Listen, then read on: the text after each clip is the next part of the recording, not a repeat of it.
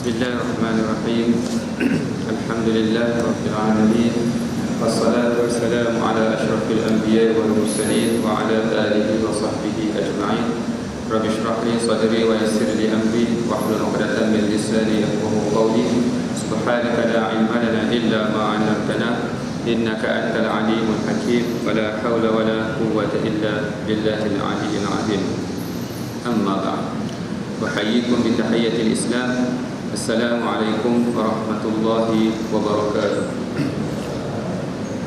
Tuan-tuan dan puan yang dirahmati Allah sekalian, pertamanya marilah sama-sama kita panjatkan kesyukuran kita kepada Allah Subhanahu Wa Taala dengan izin, kelapangan dan yang lebih penting lagi kecenderungan yang Allah Taala campurkan dalam hati kita, membawa kita untuk duduk sama-sama dalam majlis yang amat besar keberkatannya ini, tuan-tuan sekalian. Kalau dalam bulan biasa besar pahalanya, keberkatannya, apatah lagi dalam bulan yang mulia ini, bulan Ramadan, bulan Ramadan. Sempena apa Ramadan ni, jadi kita dalam mood Ramadan. Saya pada pagi ini nak cakap juga tentang Ramadan lah. InsyaAllah kuliah biasa kita nanti akan tajuk yang sama selepas Ramadan ni. Jadi kita ambil sempena Ramadan ni. Jadi tuan-tuan dan puan yang dirahmati Allah sekalian,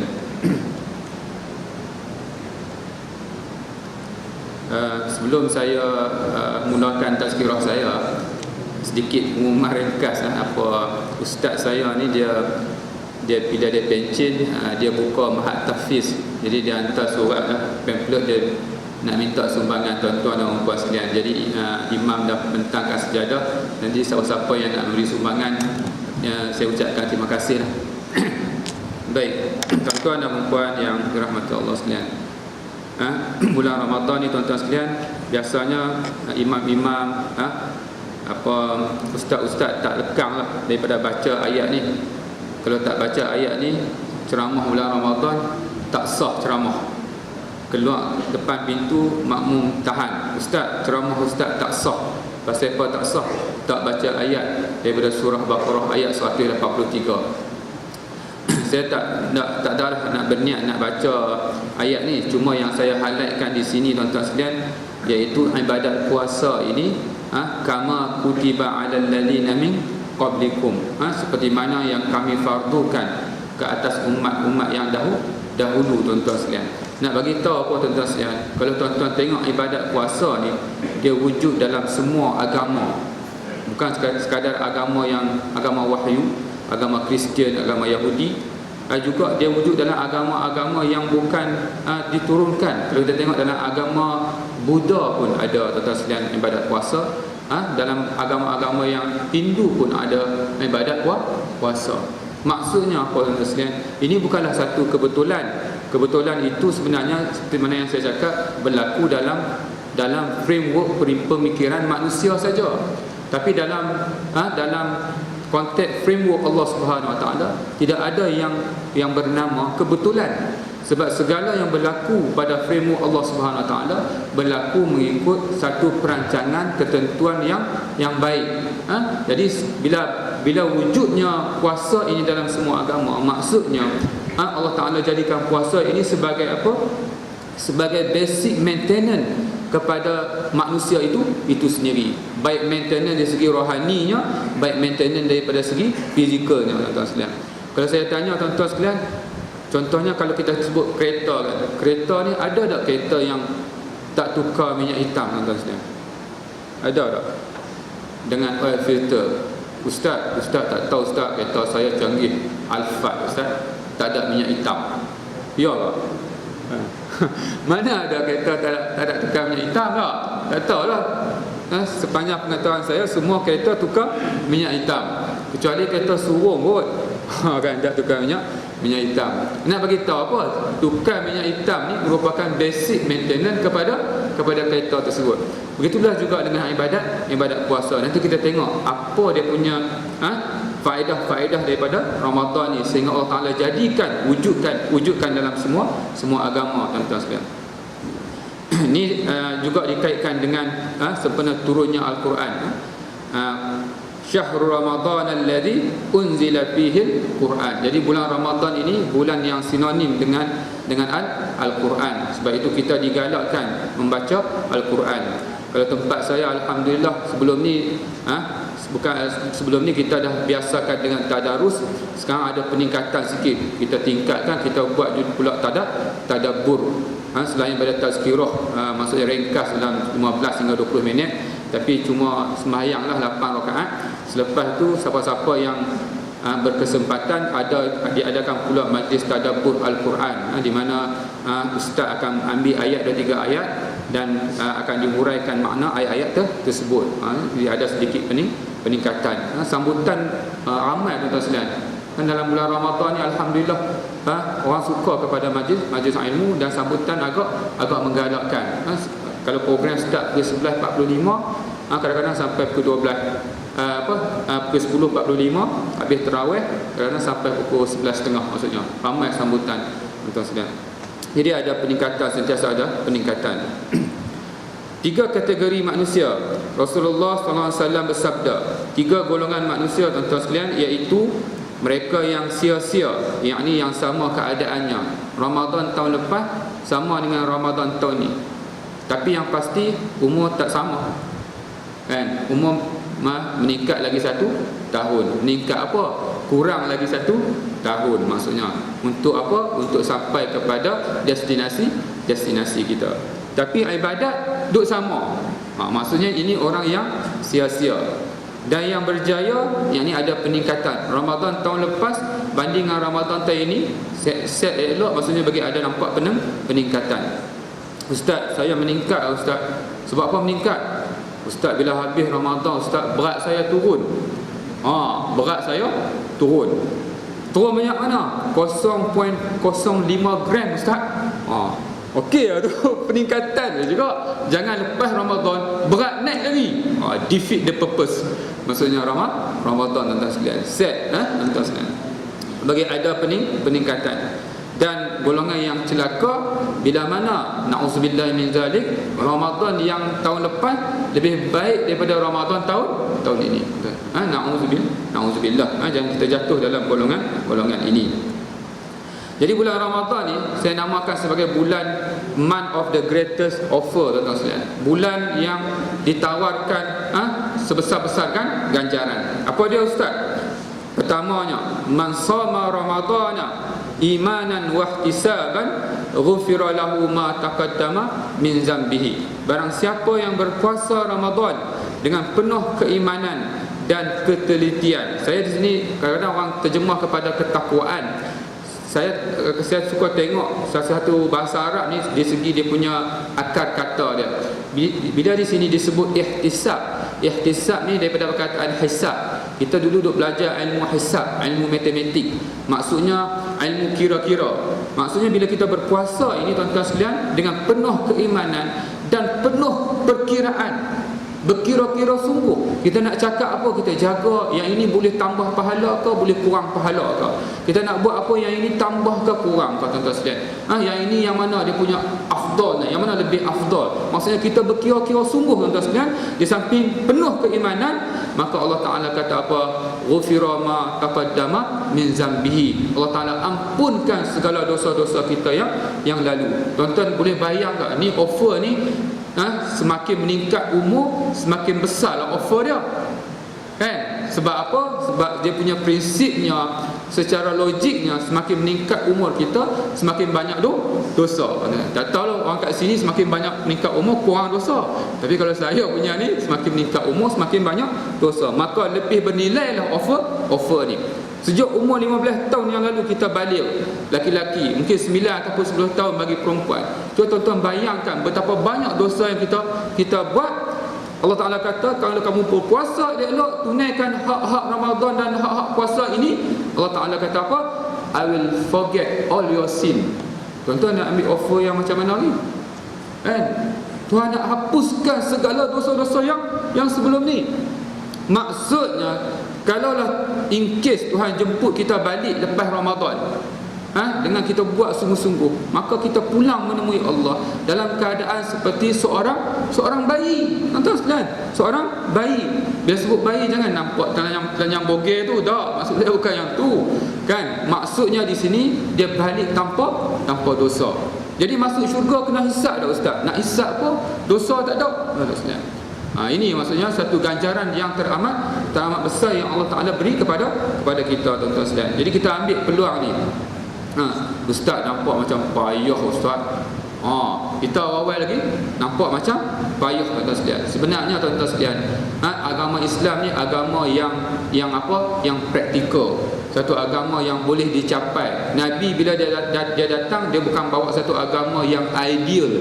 Ideal dalam arti kata yang dapat dicapai oleh fikiran only. Maksudnya kita kata apa? The ideal couple. Ideal couple ni apa? Satu pasangan yang mana tidak pernah bergaduh sepanjang hidup mereka. Mampus tuan-tuan sekalian. Mana ada pasangan yang macam tu? Yang tu dalam fikiran boleh lah, tapi practical life mana boleh. Islam bukan agama yang sedemikian. Bila dia kata boleh capai, maka boleh capai, tuan-tuan sekalian. Ini yang kita kena yakini, ambil peluang tersebut, tuan-tuan sekalian. Bila saya beberapa hari lepas saya buka email UAE, tuan-tuan sekalian, bila saya buka email UAE, dia apa? Keluar yang top 5 tu condolence, tuan-tuan sekalian. Condolence ni maksudnya takziah. Saya rasakan saya terfikir juga Nabi kata berdoa sampai kamu masuk Ramadan. Allahumma ballighna Ramadan.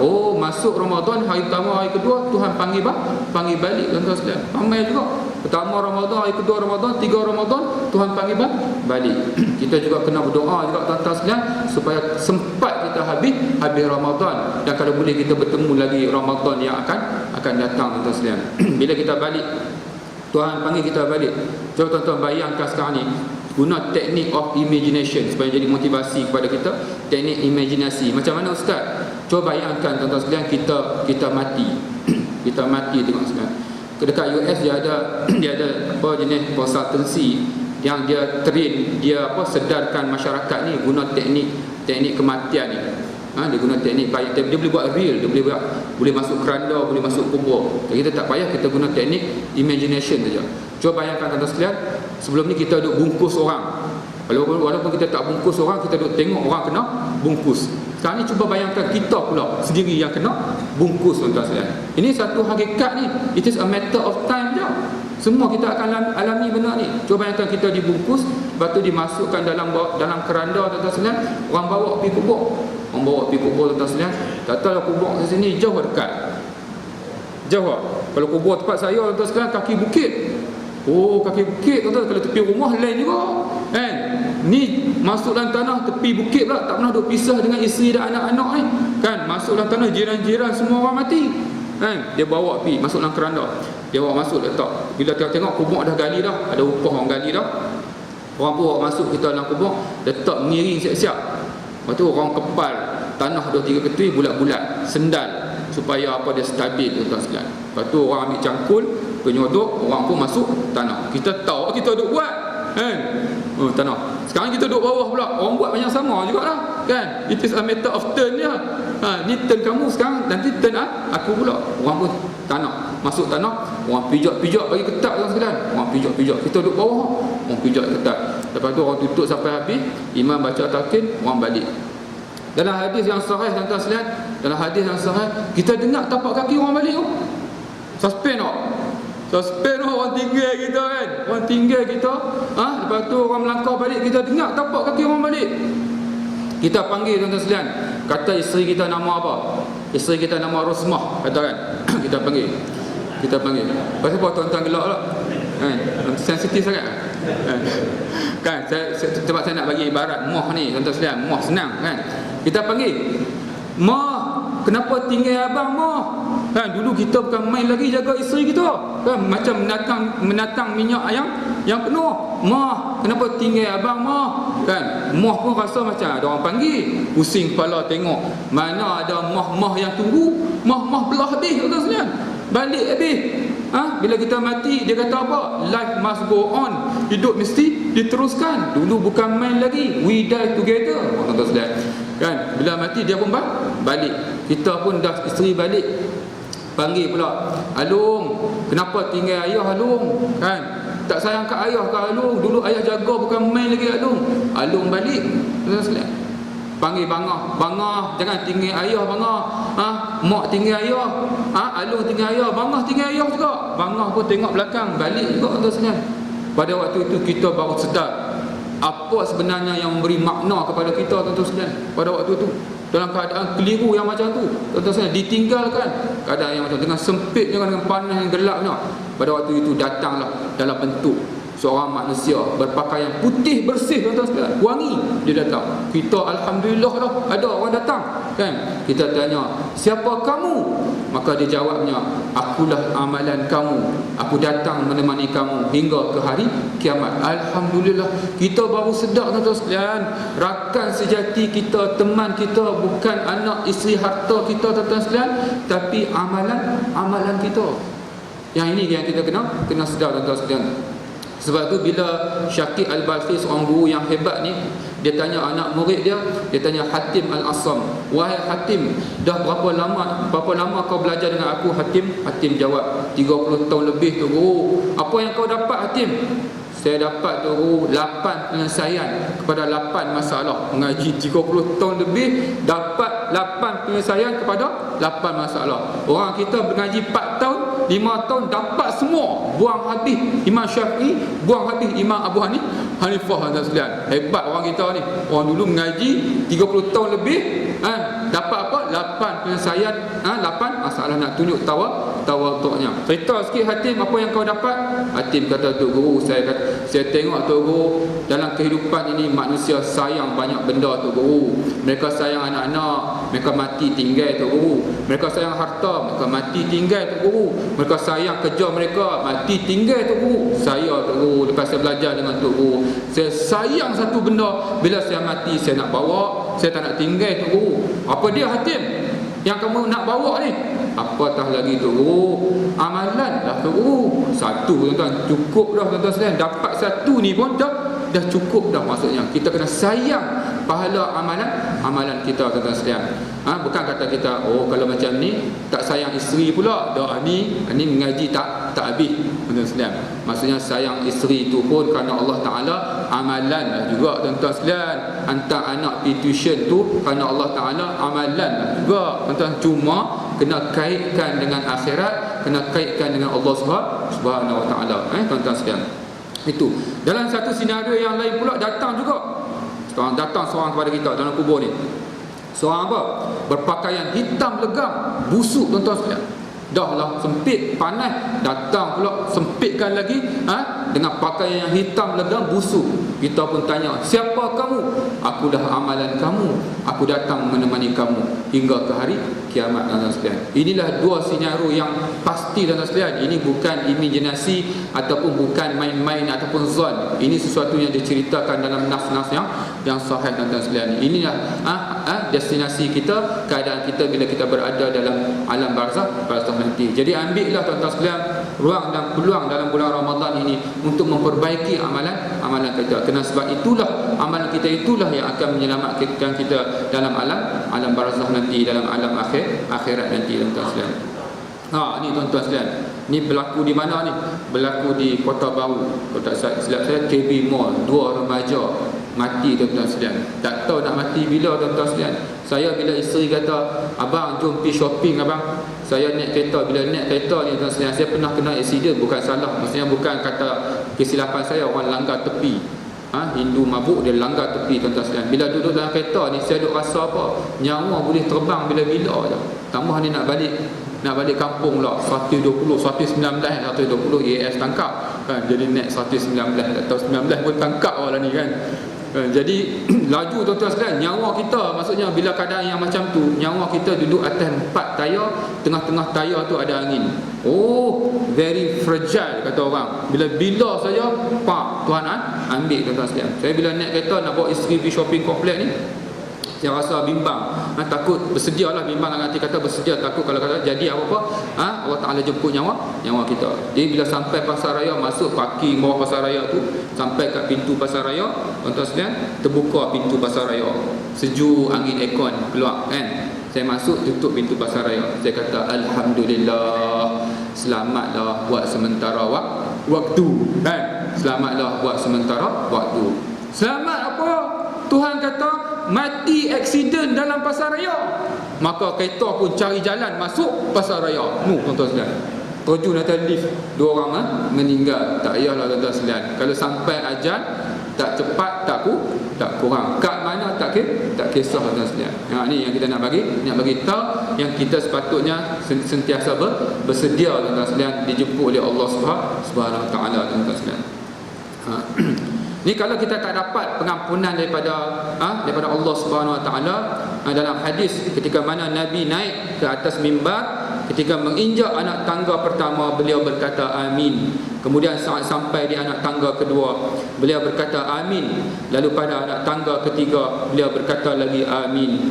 Mereka yang ini para sahabat pun bertanya, wahai Rasulullah, kami mendengar engkau mengucapkan amin 3 kali. Beliau berkata, pada waktu aku naik anak tangga pertama, Jibril datang. Dia mengatakan, maksudnya dia mendoakan, celakalah seorang hamba yang mendapatkan Ramadan tetapi dia tergelincir dan tidak diampuni dosanya. Maka aku pun berkata amin. Maksudnya doa Jibril yang diaminkan oleh baginda sallallahu alaihi wasallam. Kemudian Jibril berkata lagi, celaka seorang hamba yang mendapatkan kedua orang tuanya atau salah satunya tetapi tidak membuatnya masuk syurga. Maksudnya masih ada ibu bapa, tapi ibu bapa kita bukan buat kita masuk syurga, ibu bapa buat kita masuk neraka. Maksudnya kita menjadi anak yang tidak baik tuan-tuan sekalian. Maka Nabi kata, Jibril kata celaka orang ini, maka diaminkan oleh Jibril, diaminkan oleh Rasulullah SAW. Lalu Jibril berkata, celaka seorang hamba yang disebut namamu di sisinya, namun dia tidak berselawat kepadamu. Aku pun berkata amin tuan-tuan sekalian. Ini besarnya tuan-tuan sekalian, bila disebut nama junjungan besar Nabi Muhammad, maka kita berkewajipan untuk apa? Untuk mengikutinya dengan salawat. Kalau tidak, terjatuh kita dalam kategori orang yang celaka, didoakan oleh Jibril dan diaminkan oleh baginda sallallahu alaihi wasallam tuan-tuan sekalian. Offer kedua tuan-tuan sekalian, besarnya offer ni, setiap amalan anak Adam digandakan. Ni bulan biasa tuan-tuan sekalian, setiap kebajikan 10 hingga 700. Bulan biasa ni. Tapi specialnya dalam bulan Ramadan ini tuan-tuan sekalian, Tuhan kata apa? Sesungguhnya, kecuali puasa, sesungguhnya ia bagiku dan aku yang membalasnya, kerana dia meninggalkan syahwat dan makanannya kerana aku. Ibadat Ramadan ni tuan-tuan sekalian, dia untuk Allah. Bila kita buat, Allah Ta'ala kata itu untuk aku dan ikut suka aku nak balas banyak mana. Dia tak ada fix rate pada bulan-bulan biasa, iaitu 10 hingga 700. Bulan Ramadan ni Allah Ta'ala kata ikut suka aku nak balas. Maka Allah dengan sifat rahim dan rahmatnya, maka banyak ganjaran-ganjaran pahala yang dia akan berikan. Contohnya apa? Contohnya ustaz boleh bagi tak? Buat solat sunat dapat pahala wajib. Sembahyang tarawih tuan-tuan, sembahyang sini berapa? 20 20 sini 8 kan? 8 campur 3 11 sunat tuan-tuan sekalian. Sunat semua ni kan, tapi dapat pahala wajib. Tuan-tuan semalam tiap-tiap malam bulan Ramadan 11 rakaat solat wajib dapat pahala. Ustaz, kalau kata solat sunat dapat pahala wajib, solat wajib dapat apa ustaz?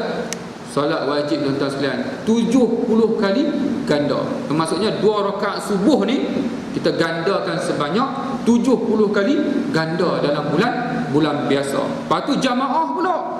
Jamaah tu ganda lagi. Ganda lagi tuan-tuan sekalian. Seolah-olah kita solat berjamaah 70 kali ganda. Besar tuan-tuan sekalian pahala dalam bulan Ramadan. Sebab itu orang-orang yang abid-abid ni bila nak berlalunya Ramadan sedih. Sebab bulan dah nak pergi, ganjaran pun balik kepada biasa tuan-tuan sekalian. Ambil. Sebab itu kalau ada apa-apa yang boleh buat amal ibadat, kita buat. Kadang-kadang bila dah habis kerja tak ada apa tuan-tuan sekalian, kita tidur tuan-tuan sekalian. Jangan tidur juga ibadah. Tidur juga ibadah. Tuan-tuan kalau kerja, janganlah tidur time kerja. kan. Ni ustaz kata tidur ibadah, lepas ni pakai tidur habis, lagi balik tidur habis, tidur ibadah. Tidur ni tuan-tuan sekalian, kalaulah kita tak ada kerja apa dah, maksudnya tak ada kewajipan apa dah, kalau kita duduk saja mulut kita mula nak tembak orang ni, pada waktu itu tidurlah tuan-tuan sekalian. Dia jadi ibadah. Ataupun kita berzikir, kalau kita tak tidur kita zikir, tak apalah. Tapi kadang-kadang bila kita tak tidur ni, tak ada kerja apa, mulut kita mula dia ada mula tu, dia tak duduk diam, kan. Pada waktu itu tidur juga ibadah tuan-tuan sekalian. Mana nak cari dalam bulan-bulan yang lain. Yang ketiganya, Lailatul Qadar, lebih baik dari 1000 bulan. Khairun min alf syahr. Tak lama dah tuan-tuan sekalian ni, kan. Anugerah Allah kepada umat Muhammad. Nabi mengadu kepada Allah, ya Allah, umat dulu ibadatnya banyak. Sebab apa banyak? Umurnya panjang. Nabi Nuh umur dia kurang 50 kurang 50,000. Berapa tuan sekarang? 1000 kurang 50. Terbalik pula ustaz bulan puasa ni, kan. 1000 kurang 50. Umur Nabi Nuh berapa? Maksudnya umur Nabi ni dia average pada umur umat dia lah. Nabi kita 63 tahun, average umat dia pun lebih kurang tu. Umur Nabi Nuh 1000 kurang 50. Maksudnya 950 tahun umur Nabi-Nabi yang umat-umat yang lalu, panjang. Jadi Rasulullah mengadu, dulu mereka dapat buat ibadat banyak, pahala banyak. Umatku macam mana? Maka Allah Ta'ala bagi satu malam yang mana sama dengan 1000 bulan. 1000 bulan bahagi 12 bulan, jadi jatuh 83 tahun lebih kurang. 83.333 tuan-tuan sekalian. Siapa yang kat sini yang 83 tahun dah? Ada? Ataupun yang dia rasa dia sampai 83 tahun, ambil nama kita cek ada ke bila sampai 83 tahun tuan-tuan sekalian. Kan? Ni Tuhan bagi ni. Ada haji sampai dah? Haji sampai dah? 83 tahun. Kan? Maksudnya, kan? Jadi maksudnya Tuhan bagi satu malam je tuan-tuan sekalian. 83 tahun. Nak cari mana? Jadi malam ni tuan-tuan sekalian, malam ni pula biasa tazkirah Ramadan, kan. Pagi ni saya bagi tips. Siapa tak dapat tuan-tuan sekalian, Lailatul Qadar ni memang teruk lah tuan-tuan sekalian. Saya bagi paling teruk lah, kan. Yang pertama iaitu 10 malam terakhir. Tak lama, 10 malam terakhir. Isteri-isteri 10 malam terakhir tu, kalau tak boleh datang dengan suami, kalau boleh datang lagi bagus, boleh datang lagi bagus. Kalau tak boleh datang, suruhlah suami datang surau dan masjid. Jangan duk buat malam terakhir tu, 10 terakhir baru duk buat lembek-lembek tengkuk. Lembek tengkuk tu romantik lah tuan-tuan sekalian, bahasa orang utara, bahasa sopan, kan. Kan, 10 malam terakhir Ramadan baru duk buat romantik. Apa ni tuan-tuan sekalian? Suruh suami pergi masjid. Tapi pastikan dia dah ambil nombor tu imam ataupun tu Bilal. Cek dia pergi masjid ke dia pergi mana tuan-tuan sekalian. Cek betul-betul, takut dia pergi claim. Ni cari Lailatul Qadar lain susah. Cek jangan. 10 malam terakhir. Ustaz, boleh bagi diskaun tak ustaz? Diskaun 10 malam ustaz. Kurang sikit ustaz, kan? Apa? 50% diskaun. Malam-malam ganjil. Tinggal berapa? Tinggal 5 malam terakhir tuan-tuan sekalian. 5 malam terakhir. Ustaz, boleh kurang ya ustaz? Kan? Dah lah tuan-tuan sekalian, apa 83 tahun ganjaran dia, nak kurang lagi, bagi 50%, nak kurang lagi. Tak apa, ni orang utara panggil tuan-tuan sekalian, paling busuk. Busuk kalau saya, kan, paling teruk. Orang Hulu Selangor panggil worst come to worst. Tu orang Hulu Selangor. Iaitu apa? Paling kurang, Rasulullah SAW bersabda, barang siapa yang salat Isyak berjamaah, maka seolah-olah dia telah salat separuh malam. Barang siapa salat subuh berjamaah, maka seolah-olah dia telah melaksanakan salat malam satu malam penuh. Maksudnya kalau kita jaga salat Isyak berjamaah 10 malam yang terakhir ini dengan salat subuh berjamaah, confirm garanti satu malam penuh dalam tangan tuan-tuan sekalian. Jadi ustaz, macam mana ustaz kaitkan dengan Lailatul Qadar? Saya jumpa hadis lain tuan-tuan sekalian, iaitu hadis riwayat Al-Qurtubi. Barang siapa yang salat maghrib dan Isyak berjamaah pada malam Al-Qadar, maka sesungguhnya dia telah mengambil bahagiannya daripada malam Al-Qadar. Maksudnya kita akan dapat seolah-olah kita mendirikan satu malam penuh, tuan-tuan sekalian. Jadi untuk 10 malam yang terakhir ni, kalau kita sibuk macam mana pun, jangan tinggal sama sekali solat jamaah, terutamanya solat subuh dan isyak, tuan-tuan sekalian. Kalau dia tak kata pula kat masjid, maksudnya kalau kita sibuk on the way balik kampung misalnya, kalau ada yang balik kampung, maka kalau boleh cari ruang dan kesempatan solat jamaah bersama anak-anak dan isteri. Mungkin kalau kita boleh jamak pun jamak lah, tuan-tuan sekalian, tapi pastikan solat jamaah. InsyaAllah berlaku Lailatul Qadar, maka confirm dalam tangan, tuan-tuan sekalian. Ini semua boleh dapat. Kalau tak mau juga, memang tak mau. Tadi nak kata apa dah? Tak ada diskaun ni ustaz. Nak kena tu, tuan-tuan sekalian. Lain-lain diriwayatkan dari Sahal bin Sa'id radhiyallahu anhu. Sa'ad katanya, Rasulullah sallallahu alaihi wasallam bersabda, sesungguhnya di dalam syurga itu terdapat pintu yang dinamakan Ar-Rayyan. Orang yang berpuasa akan masuk melalui pintu tersebut pada hari kiamat kelak. Tidak boleh masuk seorang pun kecuali mereka. Kelak akan ada pengumuman, di manakah orang yang berpuasa. Mereka lalu berduyun-duyun masuk melalui pintu tersebut. Setelah orang yang terakhir dari mereka telah masuk, pintu tadi ditutup kembali. Tiada lagi orang lain yang akan memasukinya. Ini keistimewaan pintu Ar-Rayyan, khusus untuk orang yang menjaga puasanya masuk ke syurga. Diriwayatkan dari Abu Sa'id Al-Khudri radhiyallahu anhu katanya, Rasulullah sallallahu alaihi wasallam bersabda, setiap hamba yang berpuasa di jalan Allah, Allah akan menjauhkannya dari api neraka sejauh perjalanan 70 tahun, tuan-tuan sekalian. Bila sebut 70 tahun daripada perjalanan daripada pintu api neraka ni, saya teringat juga dalam neraka, tuan-tuan sekalian, ada kaitan juga dengan 70 tahun, iaitu ketika mana Nabi duduk dengan sahabatnya, tiba-tiba Nabi terdengar bunyi satu benda. Sahabat sekali terdengar bunyi benda jatuh. Tok, benda jatuh. Rasulullah tanya, kamu dengar tak sahabat bunyi benda jatuh? Kan? Dengar. Kamu tahu bunyi apa itu? Kan? Maka sahabat menjawab, Allah dan Rasul lebih mengetahui. Maka jawab Rasulullah, itulah bunyi batu yang mengambil perjalanan 70 tahun sebelum sampai ke dasar neraka. Tuan-tuan bayangkan batu, perjalanan dia dengan lajunya jatuh 70 tahun perjalanan baru sampai ke dasar neraka. Nak bagi tahu dalamnya api neraka tersebut, tuan-tuan sekalian. Jadi tuan-tuan sekalian, nanti bila di akhirat kelak, orang-orang yang tidak menjaga puasanya, yang tak ikut peraturan Tuhan itu, dicampakkan ke dalam neraka. Luas. Setiap hari zikir neraka apa? Dia punya zikir harian dia, iaitu dalam Quran, hal mim mazid, ada tambah dah. Setiap hari dia akan minta tambah daripada Allah, sebab dia luas, tuan-tuan sekalian. Di pantat neraka sana, di bawah neraka tumbuh iaitu pokok yang menjadi makanan kepada ahli neraka, iaitu pokok zakum. Jadi ahli neraka ni bila dibakar, tuan-tuan sekalian, kulit dia akan hangus hancur. Tuhan elokkan balik, hangus hancur, elok balik. Tak mati, tuan-tuan sekalian, sebab tak ada mati. Sekali mati tak mati dah, maka kulit kita akan hancur, hangus, elok balik. Maka merau-rau, lapar, tuan-tuan sekalian, kita kena turun bawah, tuan-tuan sekalian, nak ambil buah zakum. Buah zakum ni buah yang panas berduri. Bila dia masuk, dia akan tercekik di tekuk. Tarik keluar tak boleh, tarik masuk dalam pun tak boleh, tuan-tuan sekalian. Kita minta minuman pula, minuman daripada air yang mendidih, nanah, ludahan, kahak-kahak manusia, tuan-tuan sekalian. Itu dalam neraka, tuan-tuan sekalian. Jadi terpulanglah kepada kita nak jalan mana.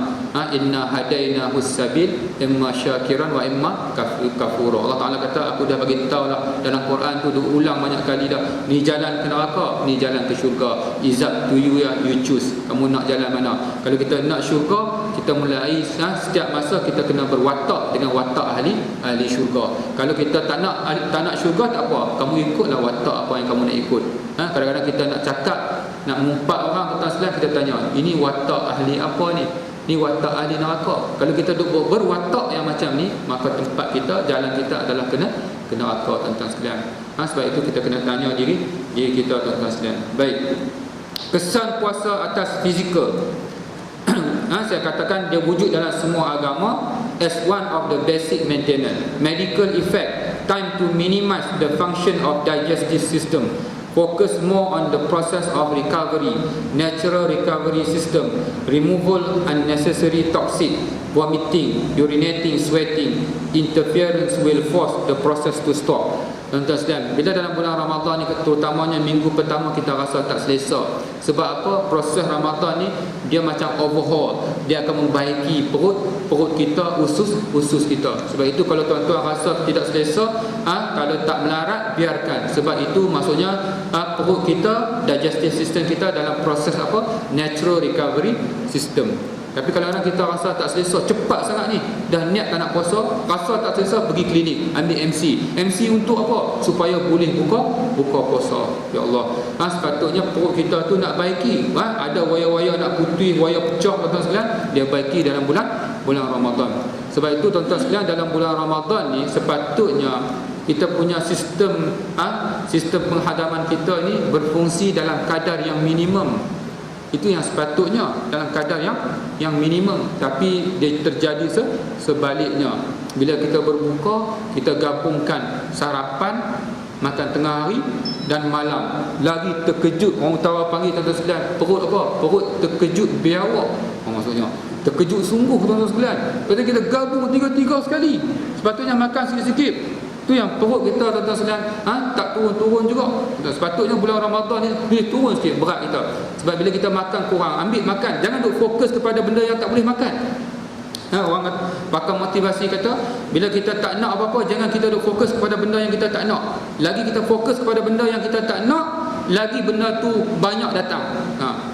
Jadi kita fokus, aku kena makan bulan puasa ni, makan benda-benda yang nutritious, benda-benda yang kurang lemak, kurang kolesterol dan sebagainya. Tumpu kat situ tuan-tuan sekalian. Jangan duk tengok benda apa tak boleh makan. Kalau kita kata tak boleh, aku tak boleh makan aiskrim, duk tumpu kat aiskrim, lagi banyak aiskrim datang. Orang jual aiskrim tak pernah perasan, lepas ni perasan pula dia datang tuan-tuan sekalian. Jadi tumpu pada tu. Jadi bila siang hari badan kita perlukan karbohidrat. Bila dia perlukan karbohidrat, tak ada dalam perut karbohidrat, maka dia akan gunakan lemak-lemak yang ada dalam tubuh kita untuk diubah kepada tenaga. Sepatutnya berat kita semakin kurang. Tak, kita ambil makanan yang sama tuan-tuan sekalian, makanan yang berlemak kita makan macam bulan-bulan biasa juga tuan-tuan sekalian, akhirnya dia tidak mencapai matlamat Ramadan.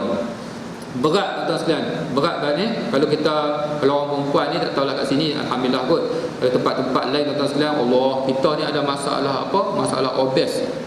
Berat yang melampau. Ni bulan Ramadan, ambil peluang untuk kurangkan berat badan. Kalau orang perempuan tak payah pergi dah London Weight Management. Kat situ saja 2,000 lebih. Saya kata kat isteri saya, kalau hang boleh buat turun sampai KPS sekian yang reasonable lah, yang jangan yang macam tak nak bagi lah. Saya kata duit yang pergi London Weight Management tu abang bagi. So, dia pun usaha tu sekalian, dalam 2 kilo ni sampai. Saya minta janganlah sampai. Sudah habis lah duit sekalian. Tapi maksudnya alhamdulillah bagi galakan yang macam tu. Kurang turun, boleh turun sampai 4 kilo, 5 kilo tuan-tuan sekalian, kalau kita jaga elok-elok dalam bulan puasa ni. Check. Not only free but safe and risk free tuan-tuan sekalian. Kurangkan berat badan. Many of us are digging our grave with our own teeth. Ramai di kalangan kita tuan-tuan sekalian yang menggali kubur sendiri dengan gigi kita sendiri. Maksudnya kita makan tak jaga tuan-tuan sekalian, kita makan benda-benda yang harm kepada tubuh badan kita, seolah-olah kita menggali setiap hari, kita gali kubur kita sendiri. Sebab itu bila kita nak makan tuan-tuan sekalian, kita bayangkan 5 tahun akan datang. Cuba bayangkan kalau tuan-tuan, kalau kita makan, kalau kita jenis yang suka burger, sekarang burger yang besar-besar tuan-tuan sekalian, pelik-pelik tu, RM5 seketui tu, besar. Habis tuan-tuan sekalian, jenis macam tu burger ni, tahu tuan-tuan sekalian, makan. Kalau kita jenis yang burger oriented makan, cuba bayangkan 5 tahun akan datang. Jadi apa kat kita? Kita boleh main masjid macam ni lagi. Alhamdulillah kat sini, maksudnya walaupun umur yang meningkat tapi masih sihat. Bayar-bayar saya ni macam-macam dah penyakit tuan-tuan sekalian. Makanan kot mungkin zaman dia orang selamat daripada makanan yang kita alami sekarang ni tuan-tuan sekalian. Masuk kat UIA tu, masuk ICM ramai dah 3 orang. Bayar-bayar umur saya 40, 45 yang macam tu tuan-tuan sekalian. Jadi kita kena jaga. Baik. Kurang tak lah, ini gambaran saja tuan-tuan sekalian. Month of self improvement. Bulan Ramadan, bulan untuk meningkatkan diri tuan-tuan sekalian. Sebab apa saya kata macam ni? Iaitu the significance of Ramadan ini, iza jaa Ramadan futihat abwabul jannah, pintu-pintu syurga dibuka. Dan wa ghulliqat abwabun nar, ditutup pintu-pintu neraka. Wa suffidat asyayatin, dirantai para syaitan. Ni bulan Ramadan kan sekalian. Apa? Bila datang Ramadan, dibuka pintu syurga, ditutup pintu neraka dan dirantai syaitan. Tak rasalah sangat tuan-tuan sekalian, kita ni macam pintu syurga yang terbuka, tapi yang rasa orang duduk bawah, yang rasa orang yang duduk 6 kaki bawah tanah. Sebab apa tuan-tuan sekalian? Bila bulan Ramadan ni stop sekejap. Kalau ada hukuman-hukuman dalam alam barzah, dia hentikan sekejap. Sebab apa? Dibuka pintu syurga dan ditutup pintu neraka. Jadi terasalah orang dalam ahli kubur ni tuan-tuan sekalian, nikmat-nikmat yang akan dinikmati oleh ahli syurga. Dia rasa, sebab terasa sangat bila nak berlalunya Ramadan, sedih ahli kubur ni. Sebab kadang kalau saya tengok kan dalam doa khatam Quran, dalam doa khatam Quran, waj'al mauta rahatan lana, jadikanlah maut itu tuan-tuan sekalian rehat bagi kami. Saya kadang-kadang spontan saya terfikir, ni doa apa ni? Memanglah mati itu rehat, mana ada kerja dah. Kenapa nak minta doa kepada Tuhan supaya mati itu jadi rehat kepada kita? Oh tuan-tuan sekalian, silap. Sebenarnya mati ini rehat untuk orang yang beriman je. Kalau untuk orang yang banyak dosa tuan-tuan sekalian, orang tak beriman, dah tak ada rehat dah. Mula masuk, orang langkah balik berapa langkah, dua malaikat tu mungkin nanti datang, tak rehat dah tuan-tuan sekalian. Sampai hari kiamat tak rehat, kena seksa, kena himpit tuan-tuan sekalian. Bila rehat? Sebulan tuan-tuan sekalian, bulan Ramadan. Itulah rehat. Berhenti sekejap, soal jawab, hukuman dan sebagainya bulan Ramadan. Kita tak terasa sangat. Yang kita rasa apa? Bila dibuka pintu syurga ni, maksudnya jalan ke syurga itu dimudahkan oleh Allah Subhanahu Wa Taala. Tengok tuan-tuan sekalian, beza dengan bulan-bulan biasa kita ada semangat untuk datang ke masjid. Ni jalan ke syurga ni dimudahkan, dan jalan ke neraka disukarkan. Kita nak cakap apa ni? Mengumpat, puasa, tak jadi tuan-tuan sekalian. Ditutup pintu neraka, macam disukarkan jalan-jalan ke neraka. Dan yang lebih penting lagi tuan-tuan sekalian, syaitan dirantai. Maksudnya tuan-tuan sekalian, sekarang ni kalau tuan-tuan tengok diri tuan-tuan, kalau kita ni rajin, alhamdulillah, dalam bulan puasa rajin, dalam bulan puasa semangat, maksudnya itulah diri kita yang sebenarnya kita kena bersyukur. Tapi kalau dalam diri kita masih ada malas, tak suka kepada benda-benda ibadat dan majlis ilmu, pada waktu itu, itulah hakikat diri kita yang sebenarnya. Jangan kita kata syaitan, kenapa kamu buat ke aku macam ni? Syaitan jawab apa? I'm on leave. Okey, maksudnya aku tengah cuti tuan-tuan sekalian. Itulah hakikat diri kita yang sebenarnya. Ambil kesempatan tuan-tuan sekalian, sementara syaitan tak ada ni. Sebab bila syaitan balik nanti, ni syaitan nak balik ni, dia dah bagi hint lah kan. Tu banyak hiburan tu. I'm coming back very soon, wait for me tuan-tuan sekalian. Sebab itu bila berlaku raya, ada a lot of celebration maksudnya nak sambut syaitan tuan-tuan sekalian. Lepas tu syaitan balik, dia dipaksa ambil cuti tanpa rela tuan-tuan sekalian kan, bukan VSS punya ni kan, cuti tanpa rela. Bila dia balik, kamu tak makan sebulan, kamu makan sebulan, open house. Lah ni ada cadangan supaya dipanjangkan open house melangkaui Syawal. Saya kata tak apa makan sebulan, lepas ni lebih sebulan apa makan open house. Dulu turun 3 kilo, open house naik 5 kilo. Defeat the purpose Ramadan tuan-tuan sekalian. Jadi ambillah peluang tuan-tuan sekalian, sementara syaitan tidak ada tuan-tuan sekalian. Dan yang terakhir pun saya tak lanjutkan, cuma saya nak ceritakan di sini tuan-tuan sekalian. Kadang-kadang kita jadi keliru tentang identiti kita. Sebab tu kadang-kadang kita ni susah, tak tahu nak membahagiakan siapa ni. Nanti saya akan terangkan. Iaitu kita ni tuan-tuan sekalian, bila Allah Ta'ala jadikan kita ni, kita ada dua komponen. Dua komponen iaitu ruh dan jasad. Jangan suka kaitkan ni. Jasad dan ruh. Jasad campur ruh jadi insan. Jasad tanpa ruh bukan insan, kita panggil mayat. Ruh tanpa jasad bukan insan, kita panggil ruh lah. Jasad campur ruh jadi insan. Kalau saya buang campur ini, saya gantikan dengan tolak, maka itulah yang dinamakan kematian, iaitu berpisahnya ruh dan jasad. Itu diri kita tuan-tuan sekalian. Sekarang saya nak pisah sekejap ni. Nak pisah ruh dan jasad. Okey, jasad apa? Ciri-ciri jasad yang pertama daripada tanah. Siapa-siapa kat sini jasad daripada emas? Ada? Saya nak bawa pergi pajak gadai. Tak ada. Semua jasad daripada tanah. Macam mana? Dia punya raw material dia lebih kurang jasad kita ni macam jasad haiwan juga. Tuan-tuan tengok anjing kena langgar, terpelanting tepi jalan, bandaran tak angkat. Esok dia kembung tuan-tuan sekalian. Dia kembung, pecah, busuk tuan-tuan sekalian, berulat tuan-tuan sekalian. Jasad kita sebiji macam tu dah. Ustaz, mana ada Ustaz? Tak nampak pun. Dah nampak apa? 6 kaki bawah tanah. Cuba biar kat atas tengok Ustaz. Sebiji macam tu tuan-tuan sekalian. Jasad kita. Itu dah hakikat jasad. Kemudian jasad ni apa? Hancur musnah. Masuk dalam kubur, setahun dua buka balik tinggal apa? Tinggal yang biasa tinggal lah tuan-tuan sekalian, iaitu tulang, rambut, gigi. Hak lain habis. Tulang tu sebab ulat tak tahu nak buat sup. Kalau dia tahu buat sup, habis tulang, sup tulang. Tuan-tuan sekalian. Jadi tiga benda ni. Dia jadi apa tuan-tuan sekalian? Jasad kita ni jadi apa? Jadi Imam Ghazali kata tahi ulat. The shit of maggot. Tai ulat. Saya ceramah kat UAE, ada budak US, dia datang, dia kata bila ustaz sebut maggot ni, kalau kat US punya culture, very disgusting. Jadi orang terpanah-panah, apa ni maggot sebut dalam masjid. Saya kata saya bukan sebut maggot, saya sebut the shit of maggot.